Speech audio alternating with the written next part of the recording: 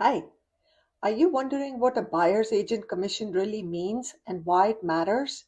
Stay tuned because in this video we're breaking down everything you need to know about buyer's agent commissions, what they are, how they work, and how they affect your home buying journey.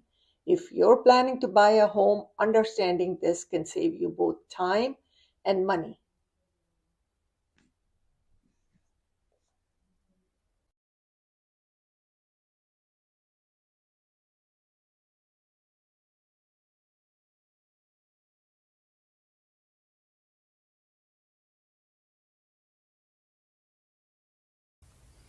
Hi there, I'm Vibha with Smart Moves with Vibha, your trusted Northern Virginia real estate expert. Today we're diving deep into one of the most misunderstood topics in real estate, buyer's agent commission.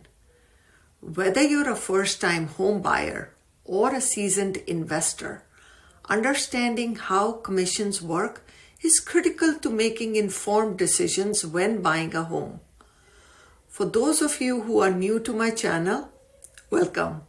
I've been a licensed real estate agent since 2005 and specialize in helping buyers and sellers navigate the complexities of the Northern Virginia market. I started this channel to provide actionable advice to help you make smart moves in real estate. If you're as passionate as I am about achieving financial freedom through real estate, hit that subscribe button and turn on the notifications so you never miss an update. Now, let's dive into the details of the buyer's agent commission. Here are the key points we'll cover in this video. The first one is, what is a buyer's agent commission? The buyer's agent commission is the fee that the agent representing you, the buyer, earns for their services. This fee is typically a percentage of the home sales price. However, as of August 17, 2024, following an antitrust lawsuit settlement against the National Association of Realtors, NAR, the commission must now be negotiated upfront between the buyer and their agent. It can still be paid by the seller if agreed upon in the sales contract, but no longer automatically. The second question is, how does it work? Before the laws changed, the sellers would agree to pay both the listing and the buyer's agent commission on the listing contract. That has changed since August 2024. The seller now only signs the listing agent's commission on the listing contract. Therefore, in order for a buyer's agent to get paid for their services, they have to have a signed agreement with their client, the buyer. Also, under the new rules, the buyer's agent cannot show a property virtually or in person without having this signed agreement with the buyer. This agreement outlines how much the buyer is willing to pay their agent for services rendered. An agent makes every attempt to negotiate their fee into the contract with the seller. Importantly, if no purchase is made, the buyer is not obligated to pay any commission unless otherwise agreed upon. Many buyers not clear about the law ask agents if they can show them properties without a signed agreement. Now you know that an agent jeopardizes their license in the event of failure to have a signed agreement. This agreement does not need to be signed for an open house. Let's take a moment to go through the exclusive right to represent buyer agreement in detail issued by the Northern Virginia Association of Realtors. We also call them NAVAR. This is a 4-page contract designed to protect both the buyer and the agent by clearly defining the working relationship. I will break it down section by section so you fully understand its purpose and key elements. Section 1 is about the appointment of broker.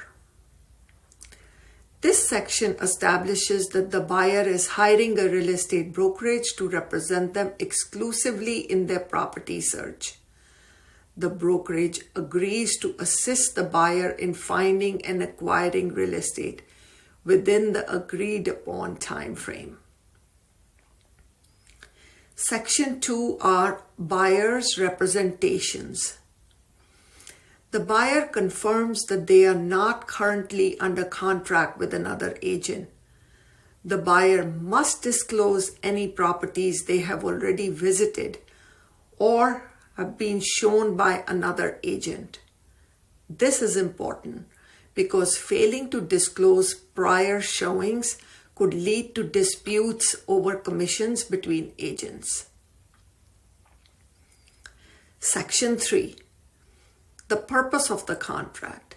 This section specifies the type of property the buyer is looking for, residential, commercial, investment, etc., and the location.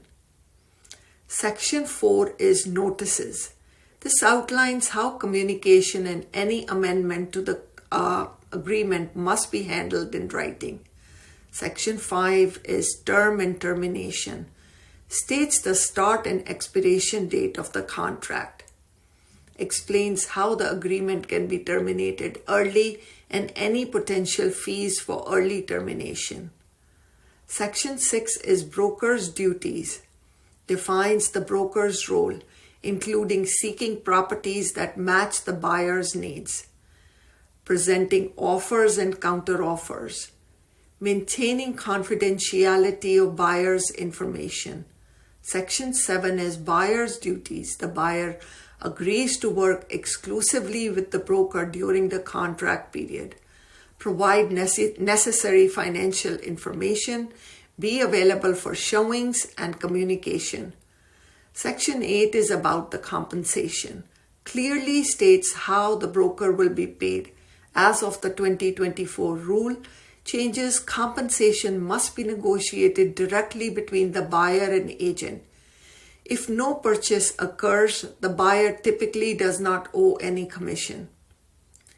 Section 9. Relocation programs. Specifies if the buyer is part of any relocation assistance program and the terms involved. Section 10. Types of representation. There are 3 types of representation: exclusive buyer representation, where the agent only works for the buyer. Designated representation is the second. The same brokerage represents both the buyer and seller, but different agents handle each side. This allows the buyers to access more properties listed by the same brokerage. However, the buyer must be comfortable that their agent is still acting in their best interest.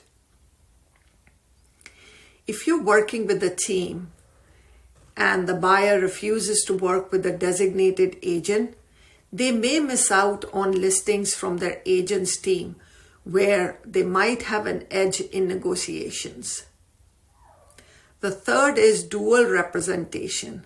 The same agent represents both the buyer and seller while maintaining confidentiality. This can streamline communication but may lead to conflict of interest. Section 11 is compliance with fair housing laws. Ensures the brokerage adheres to all fair housing regulations prohibiting discrimination. Section 12 is buyer default.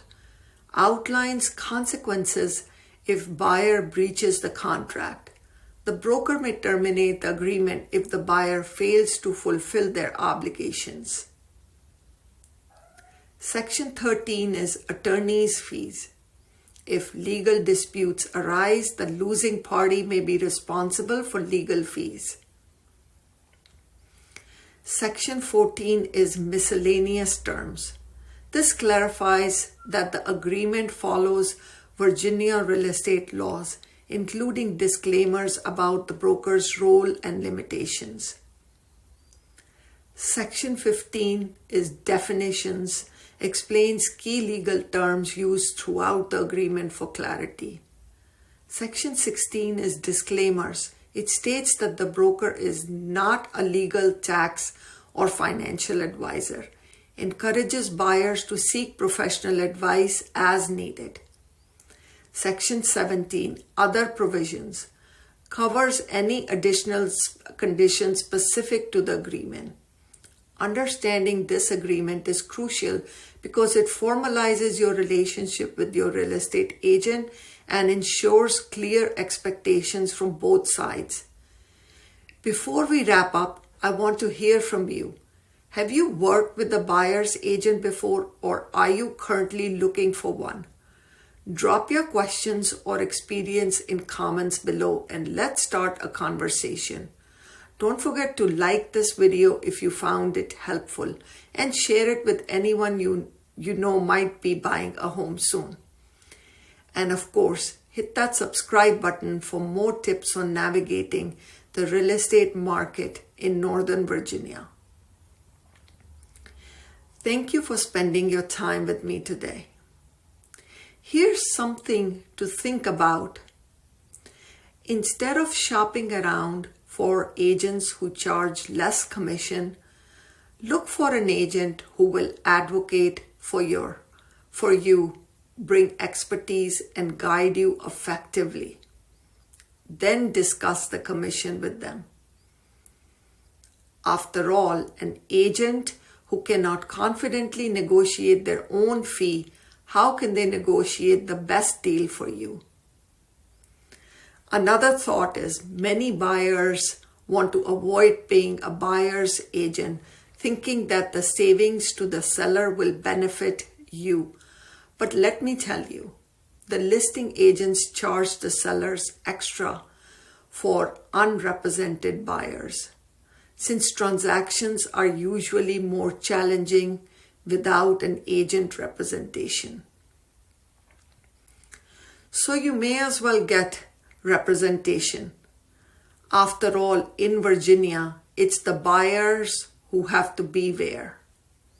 Until next time, I'm Vibha with Smart Moves with Vibha, helping you turn real estate dreams into reality. See you in the next video.